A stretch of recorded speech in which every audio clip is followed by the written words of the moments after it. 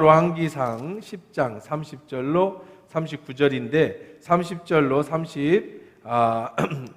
31절까지 두 절만 읽도록 그렇게 하겠습니다. 열왕기상 18장 30절 31절 같이 읽을게요.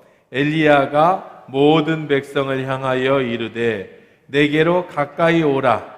백성이 다 그에게 가까이 가매 그가 무너진 여호와의 제단을 수축하되 야곱의 아들들의 지파의 수요를 따라 엘리야가 돌 12개를 취하니 이 야곱은 옛적에 여호와의 말씀이 임하여 이르시기를 내 이름을 이스라엘이라 하리라 하신 자더라. 아멘. 주신 하나님, 이 시간에 말씀 드리려고 합니다.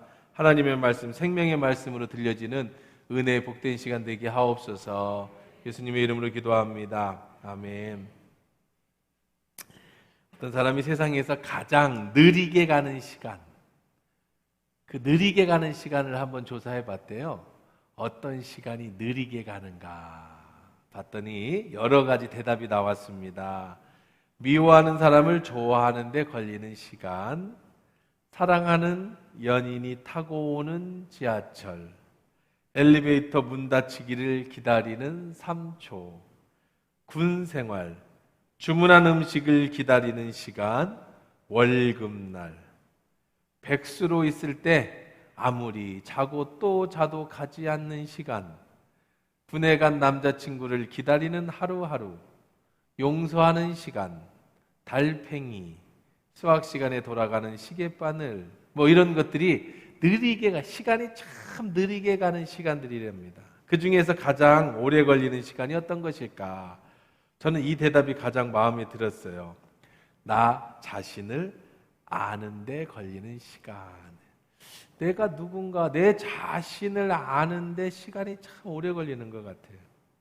근데 요즘 제가 느끼는 것은 예수님을 닮아져가는 시간도 참 오래 걸린다, 이런 생각을 해봅니다. 용수철이 스프링이 잡아당기면 늘어지지만 그냥 힘을 빼면 다시 제자리로 돌아가듯이 특별히 신앙적으로 주님을 닮아져 가는 데에는 시간이 좀 오래 걸리는 것 같아요. 내가 변화된 것 같았는데, 내가 정말 예수님 닮아져 간 것 같았는데, 그런데 어느 순간인가 보면 과거의 내 모습으로 회귀되어져 있는 그런 모습을 보면서 참 바뀌기 힘들구나 라는 생각을 이렇게 가져보게 됩니다. 제가 이렇게 생각하게 된 것은 이 코로나 시기 이후에 변해져가는 저 자신을 볼 때 그런 마음이 들었어요.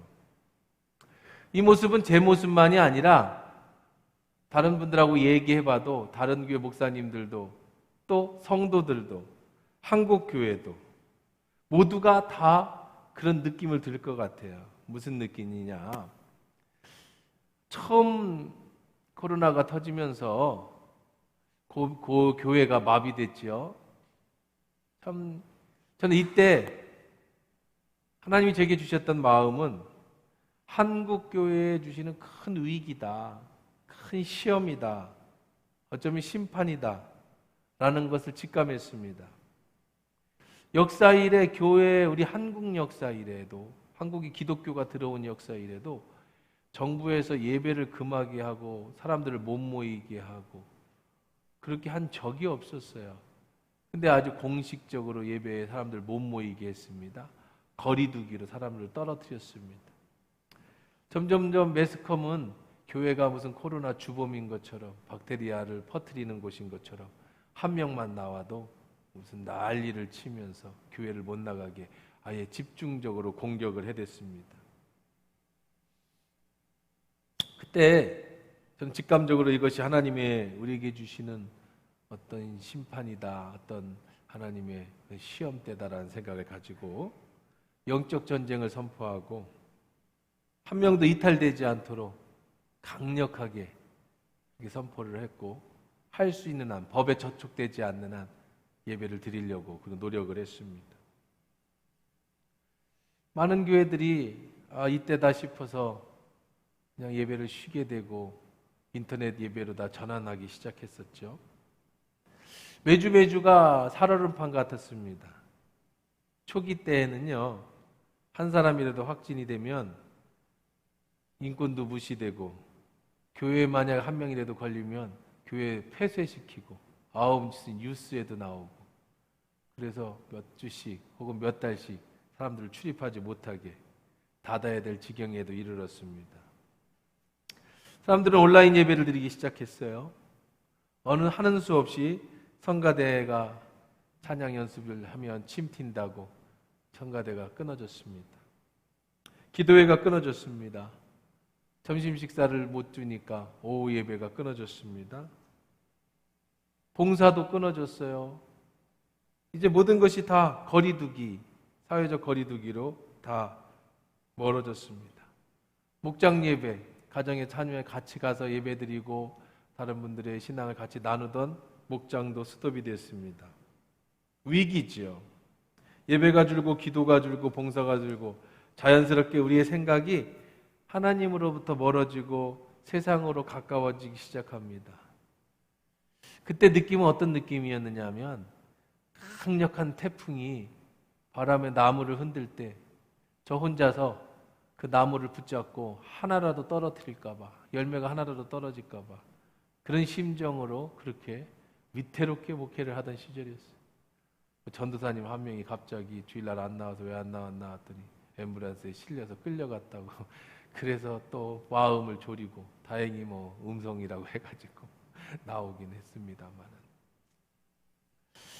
그렇게 이것이 영적 위기다라고 생각을 가지고 강력하게 가능한 예배에 참석하고 가능한 우리가 예배 드리려고 노력을 했는데 2년이 훌쩍 지났습니다. 2년 반이 가까워지죠. 이제 태풍이 다 지나갔습니다. 태풍이 지나간 한국교회와 교회들을 뒤돌아보니 많은 교회들이 뿌리채 뽑혀져 버렸어요.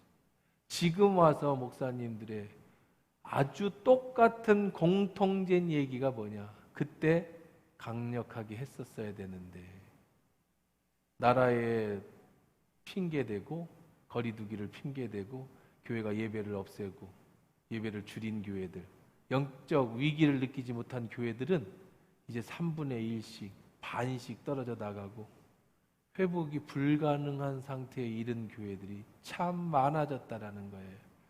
태풍이 지나고 나서는 성도들이 다 땅바닥에 떨어져서 과일나무가 반이 잃어버리는 그런 불쌍한 지경에 이르렀어요.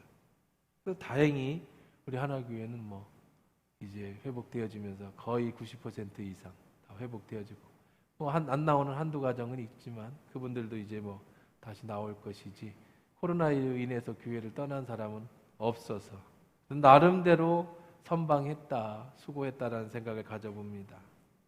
그런데 문제는 지금부터예요.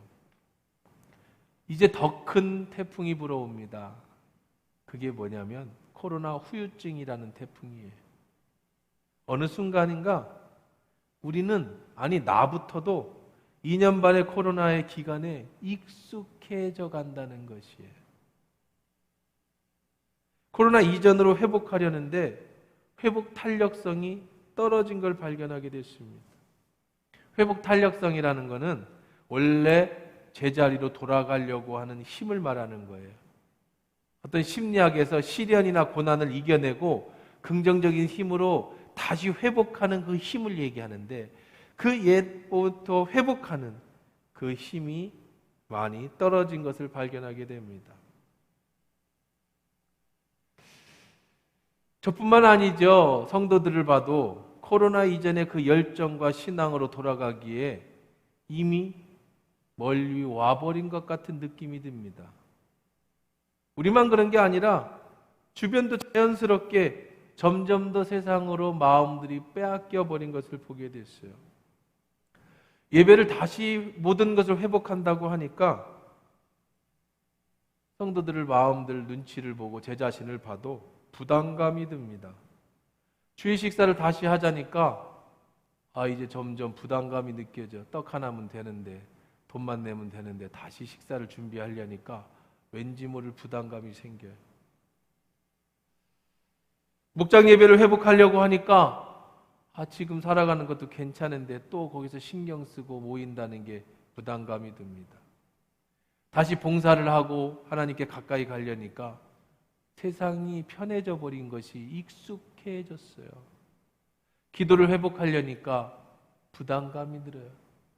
기도하지 않던 삶이, 예배드리지 않았던 삶이, 거리두기를 두고 나 혼자 여유로웠던 삶이 점점점 우리에게 익숙함으로 다가오더라는 거예요. 다른 사람 얘기할 게 없어요. 저부터 부담감이 느끼기 시작하더라는 거예요. 처음에 코로나가 터지고는 어떻게든지 신앙이 무너뜨리지 않게 하기 위해서 지금까지 농사 지어온 것이 한순간에 태풍에 날아가지 않도록 그렇게 붙잡고 노심초사하면서 목숨을 걸고 인생을 걸었었는데, 이제 모든 것이 다 일상으로 회복되어지는 2년 반의 시간이 끝나고 나니까 다시 옛날로 돌아가려니 이제는 이런 평안한 삶이, 여유 있는 삶이 익숙해지면서 다시 옛날로 신앙을 회복하기에 부담스러운 마음이 들기 시작하더라는 거예요. 평안함이 익숙해져 버립니다. 세상 문화에 익숙해졌습니다. 주일 예배 한 번 드리는 것에 익숙해졌습니다. 기도하지 않았는데 별로 큰 문제가 일어나지 않더라고요. 주일 예배 한 번만 드렸는데 내 인생에 큰 위기가 오지 않더라고요. 옛날에는 예배 안 드리면, 신앙생활 안 하면 마치 큰일이라도 이루어질 것처럼 교회가 나를 속박하고 억압했는데, 이제 코로나의 2년 반 동안에 어쩔 수 없이 교회를 안 나가게 되고 어쩔 수 없이 기도를 못하게 되고 어쩔 수 없이 세상의 것들을 찾아가 살다 보니 이제는 오히려 그것이 익숙해지고 편안해지더라는 겁니다. 우리는 점점 예수님과 멀어지고 세상과 가까워지고 그것들이 익숙해지는 시간이 됐어요. 다시 나라가 회복됐으니까, 사회적 거리두기가 끝났으니까 다시 옛날로 돌아가라고 해도 이미 맛을 봐버린 사과는, 선악과를 따먹은 이후에는 다시 이전으로 돌아가기가, 이 회복하기가 탄력성이 많이 떨어져 버렸다는 거예요. 지난 한 주간에 기도하면서 하나님이 제게 주신 마음입니다. 우리의 신앙의 재단이 무너지고 있습니다. 장기적인 코로나 사태로 우리가 하나님을 향한 그 신앙의 재단이 한쪽 변부터 점점 무너지고 있습니다. 예배의 재단이 무너져가고 있습니다. 기도의 재단이 무너져가고 있습니다. 믿음의 재단이, 봉사와 섬김의 재단이, 하나님 나라를 꿈꾸던 그런 재단들이 한쪽씩 무너져 가고 있습니다. 가장 큰 문제는 무너지는 것이 우리에게 익숙해져 버렸다는 것이고, 어느 한순간에 와르르 무너질 텐데 그런 위기를 느끼지 못하고 살아가고 있다는 거예요. 제가 어느 방송에서 가요를 들었습니다. 제가 농사를 짓는데 일을 하다가 유튜브 방송을 틀어놓고 노래를, 찬양을 들으면서 걸음도 주고 하는데, 이제 유튜브 그 음악을 하다 보면, 유튜브 뮤직을 틀어보면 이렇게 노래도, 찬양이 나오다 또 가요도 나오다가 막 그렇게 인공지능이 평상시에 가끔 들었던 노래들 중에 추천곡을 막 이렇게 써주는데, 한 번도 들어보지 못한 그런 가요가 나왔어요. 옛날 노래 같으면 제가 뭐 학창 시절에 들었던 것 같으면 알겠는데, 그건 아닌 것 같고, 그렇다고 요즘 노래도 아닌 것 같고, 노래도 많으니까. 내용은 이런 거였습니다. 여러분이 뭐 아는 노래인지 모르겠어요? 제가 한번 다시 찾아 들어보려고 해도 제목도 모르겠고 뭔 내용인지도 몰라서 그냥 듣고 그때 느꼈던 거였는데, 사랑은 참 어렵다, 이런 노래입니다. 내용이 그거예요. 사랑은 참 어렵다는 거예요. 어렵죠? 저 사람을 사랑한다는 건 정말 어려운 거예요. 저 사람이 무슨 생각을 할까? 나에 대해서 어떻게 생각할까? 또 어떻게 내가 이렇게 보이면 잘 보일까?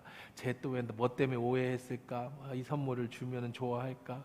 저 사람 왜 기분 나빴을까? 참 어려워. 그래서 한 사람이 사랑해가지고 끝까지 사랑해서 결혼한다라는 건 정말 어려워요. 물론 뭐 일찍 결혼하시고 아주 쉬우신 분들한테는 그게 뭐 어려워할지 모르겠지만, 어려운 사람한테는 정말 어려운 게 사랑이에요. 그런데 그 다음 노래의 내용이 이별 너는 참 쉽다. 이별은 진짜 쉬워. 그렇죠? 수년을 쌓아놓았는데 수년 사랑해서 결혼을 했어요. 애를 낳았어요. 어려운 과정을 다 지냈어요. 근데 어느 날 감정이 상해서 이혼 도장 찍으면 하루아침에 남이 되는 게 사랑이에요. 수년을 사랑하고 했어도 어느 순간에 헤어지기로 마음 먹으면 하루아침에 남이 되는 게 사랑이더라. 그런 노래예요. 뭐 모르겠어요. 무슨 내용은 그런 내용인데 어떻게 부르는지도 한번 그냥 흘러가면서 들린 노래를. 제가 그 노래를 들으면서 생각이 떠올랐어요. 신앙도 그래요. 여러분이 처음 예수를 믿고 하나하나씩 여러분의 삶이 변해져 가고 그러면서 예수를 닮아져 가는 시간이 참 오래 걸립니다. 그래서 제가 초반에 예화를 들 때 무엇이 그 사람으로 하여금 가장 오래 걸릴까 느껴질까? 엘리베이터가 문 닫히는 것도 오래 느껴지지만 정말 오래 걸리는 것은 내 자신을 알아가는 것이고 내가 하나님의 사람으로 서가는 건 정말 오래 걸려요. 그런데 똑같아요. 우리의 신앙이 무너지는 것은 한순간이더라는 거예요. 코로나 기간 동안에 옛날에 코로나 이전에는 그냥 그것이 자연스럽게 수요 예배 나오고 금요기도에 나와 기도하고 새벽기도 기도하고 자연스럽게 교회에서 봉사하고 점심하고 찬양하고 예배하는 것이 삶이었고 루틴이었고 내 인생에서 그것을 떠나서는 생각해 본 적이 없었는데 2년 반의 코로나가 국가적인 정책으로 우리가 예배드리지 못하고 기도하지 못하니까 이런 삶도 있구나. 이렇게 편안한 삶도 있구나. 이렇게 교회가 나를 억압하지 않아도 신앙이 나를 억압하지 않아도 내가 이렇게 자유롭게 신앙생활할 수 있는 것도 있구나. 주일날 꼭 교회 가서 예배 안 드려도 어디 가서든지 휴대폰만 있으면 예배 드리고 그냥 잠옷 입고 널브러져서 그냥 텔레비전으로 예배 드려도 마음의 평안만 얻으면 되는 거구나. 이게 아무 의미가 없네 라는 것을 나도 모르게 깨달으면서 어쩌면 모태신앙부터 태어날 때부터 그렇게 내 쌓아줬던 신앙이 지난 2년 반의 코로나가 한순간에 어느 한쪽부터 무너지기 시작합니다. 수십 년이 걸려서 쌓아오는 나의 신앙이 이것이 무너지더라는 건 참 쉽더라는 거예요. 더 충격적으로 더 느꼈던 것은 내가 그렇게 느끼더라는 거예요. 점심 식사 합시다. 장로님들이 이런 위기인데 좀 늦게 합시다. 성도들이 부담스러워합니다. 그래? 그럼 늦게 합시다. 부담스러워 한다는데 올해는 그러면 좀 쉴까? 일이 뻑뻑한 사람은 늦게 한 사람들은 형평성도 어긋나는데 좀 늦게 한다고 뭐 별 문제가 생기겠어? 금요 예배 좀 천천히 드립시다. 그러지 뭐 그때 되면 드리지 않겠어?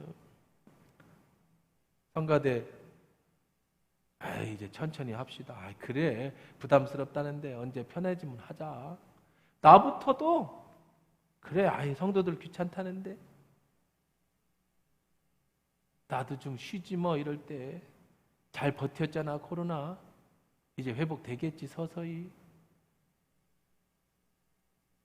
문제는요 하나님이 제게 가르쳐 주신 것은요 이 평안함이 익숙해지면서 나도 모르게 우리가 지금까지 목숨 걸고 쌓아놨던 신앙이 한쪽 편부터 무너져 가고 있는데 어느 한순간에 변곡점이 이르면 경계점이 이르면 우리의 신앙이 와르르 무너지고 여러분의 구원까지도 무너질 수 있는데 여러분이 모태신앙 지금까지 수없이 수십 년을 쌓아오면서 만들었던 내 신앙이 한순간에 무너질 수 있는데 그거에 대한 위기감이 안 든다는 거예요. 그걸 모르고 있다는 거예요. 이거는 정말 위험입니다.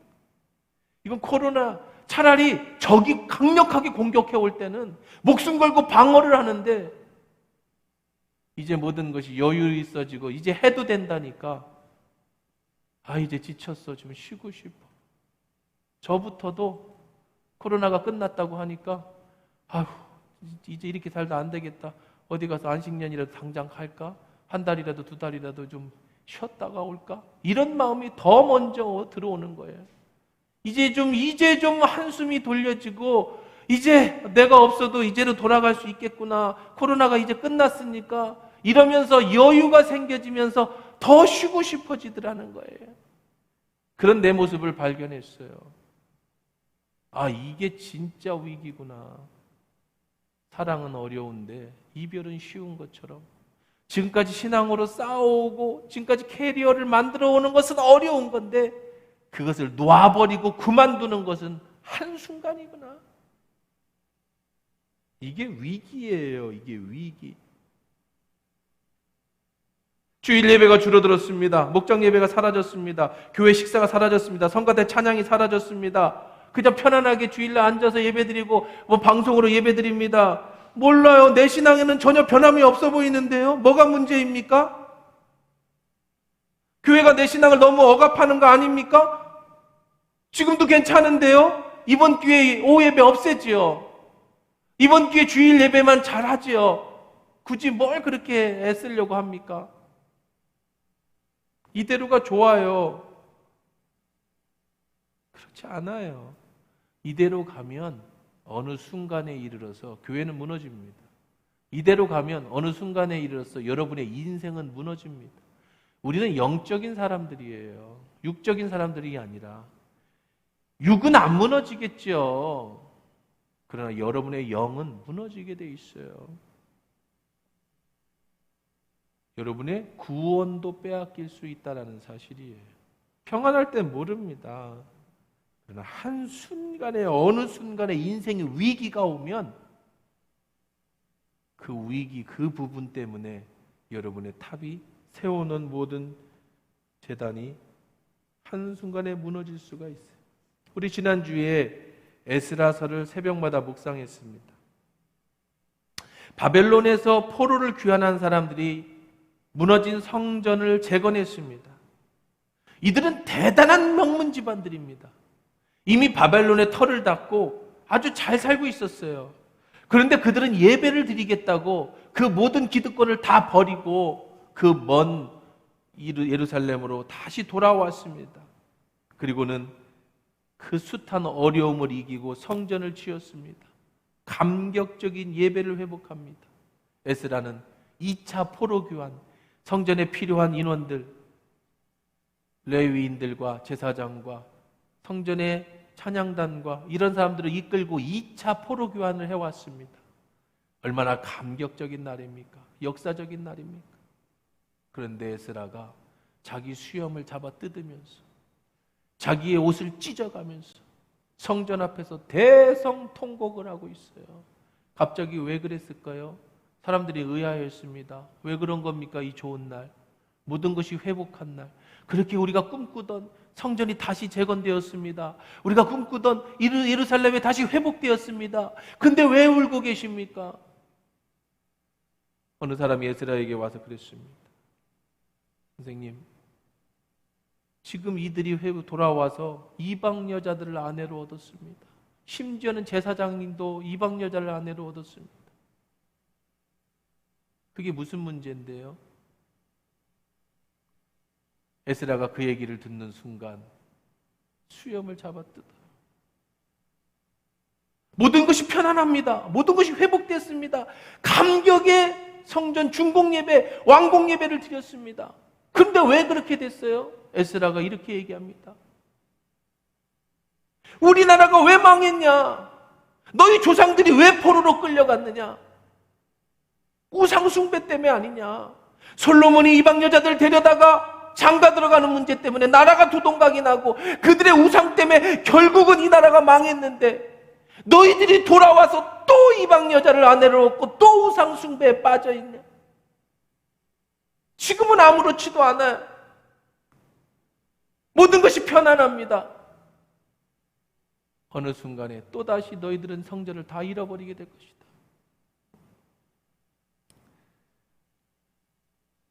지금은 편안하게 좋은 것 같아요. 회복돼서 좋은 것 같습니다.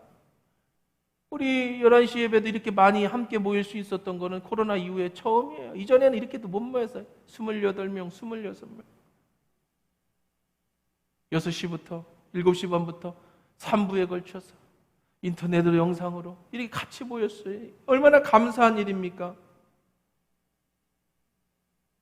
지금은 모든 것이 평안합니다. 그런데요, 이제는 다 회복된 것 같습니다. 그런데요, 그렇지 않아요. 무너진 것을 재건하지 않으면 우리의 구원과 우리의 신앙은 이후에 더 큰 문제로다가 나비 효과처럼 한국 교회를 강타하게 될 것입니다. 오늘 본문 30절 33절을 본문에 보면 이제 이스라엘 백성이 하나님 앞에 우상 숭배하고 결국 그래서 하늘에서 비를 내리지 않았고 지금 엘리야가 이제 바알과 아세라상과의 그 제사장과의 영적 전투를 하고 있는 그런 장면입니다. 30절에 보면 엘리야가 모든 백성을 향하여 이르되 내게로 가까이 오라. 백성이 다 그에게 가까이 가매 그가 무너진 여호와의 제단을 수축하되. 우상 숭배로 무너진 제단, 그로 인해서 재앙이 온 그 제단, 그 무너진 제단을 다시 수축하되. 야곱의 아들들의 지파의 수요에 따라 엘리야가 12개를 취하니 이 야곱은 옛적에 여호와의 말씀이 임하여 이르시기를 내 이름으로 이스라엘이라 하리라 하신 자들아, 일전에 약속하셨던 그 약속의 말씀을 붙잡고 다시 무너진 12지파의 돌을 쌓는 제단을 수축해야 된다.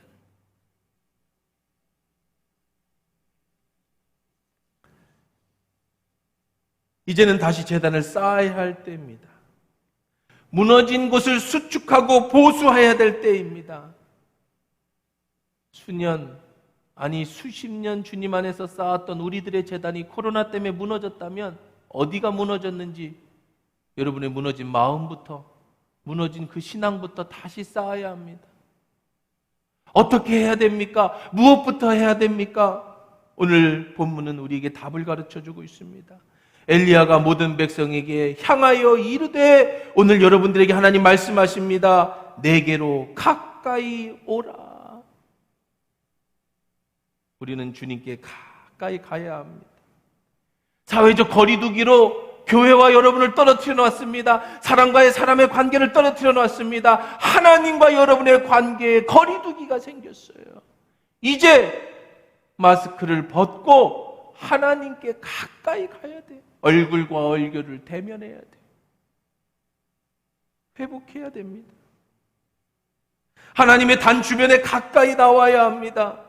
희미하게 되었다 할지라도 주님 앞에 나와야 합니다. 교회에 오는 것이 하나님 앞에 가까이 나오는 것입니다. 기도하는 것이 하나님 앞에 가까이 나오는 것입니다. 성경을 읽는 것이 하나님 앞에 가까이 나오는 것입니다. 그냥 오는 것이 아닙니다. 가까이.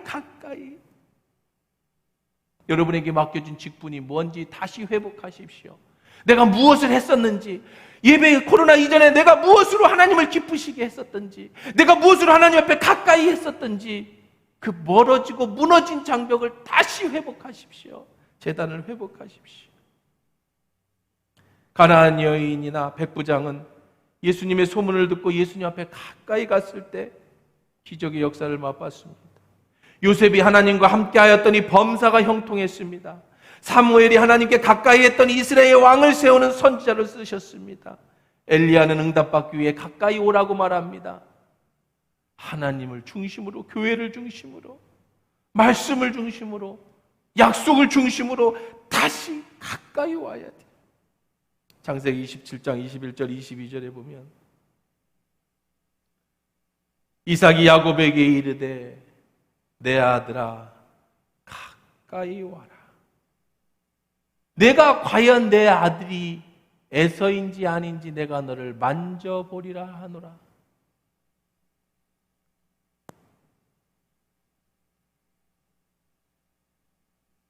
야곱이 그 아비 이삭에게 가까이 가니 이삭이 만지며 이르되 음성은 야곱의 음성이나 손은 에서의 손이라 하며.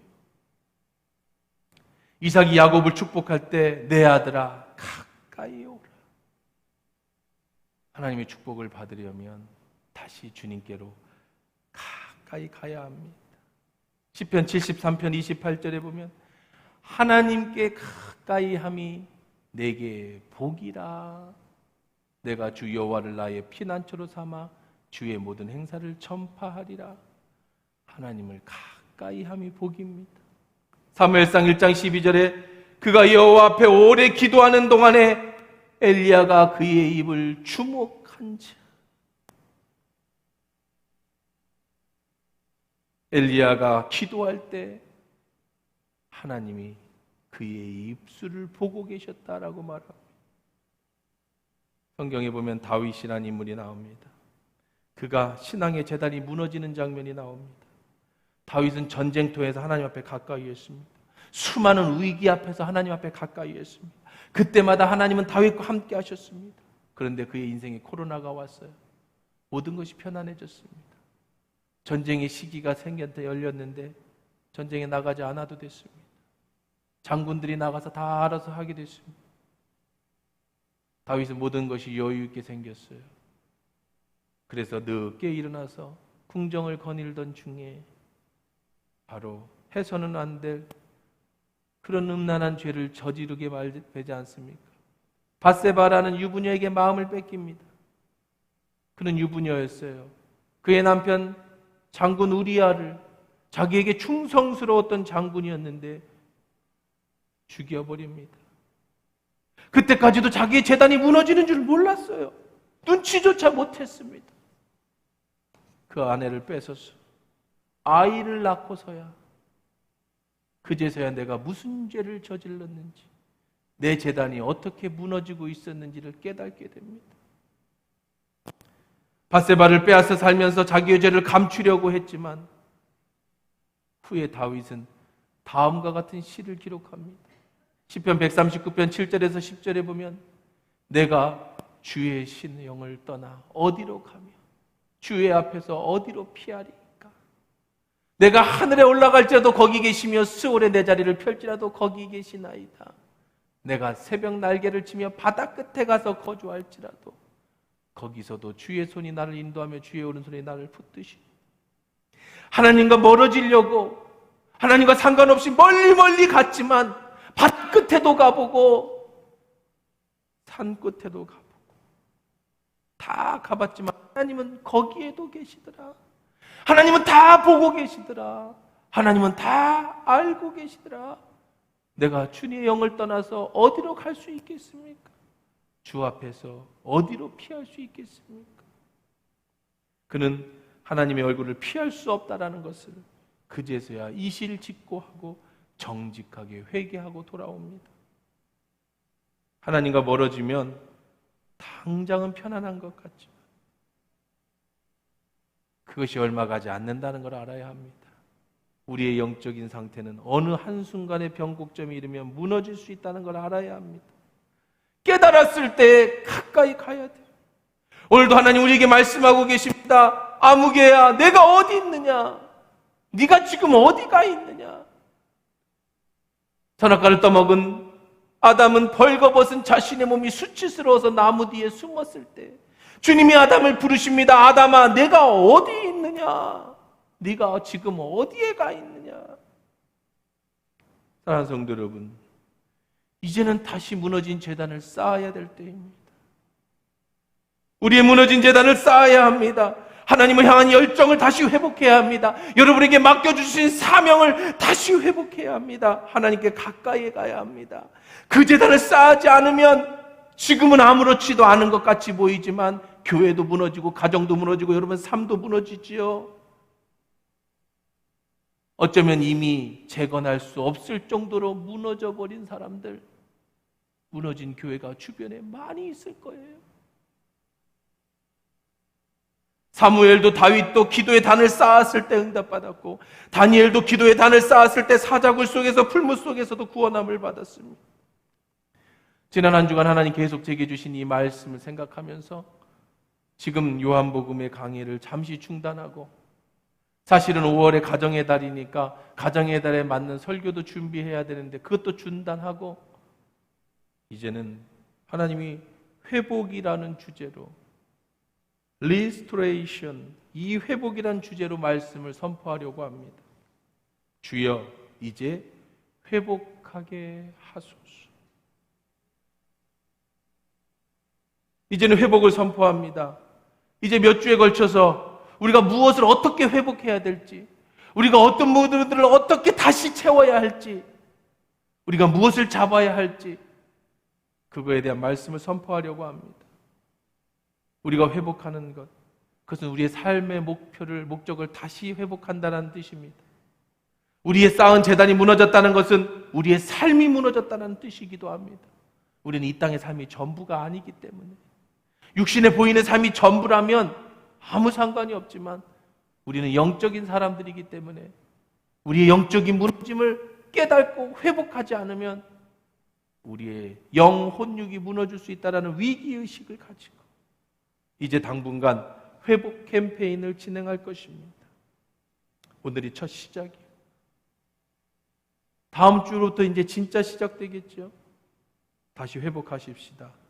이제 돌아가십시다. 무너진 재단을 다시 쌓으십시다. 뒤로 돌아가는 건 하나님이 기뻐하시는 일이 아니에요.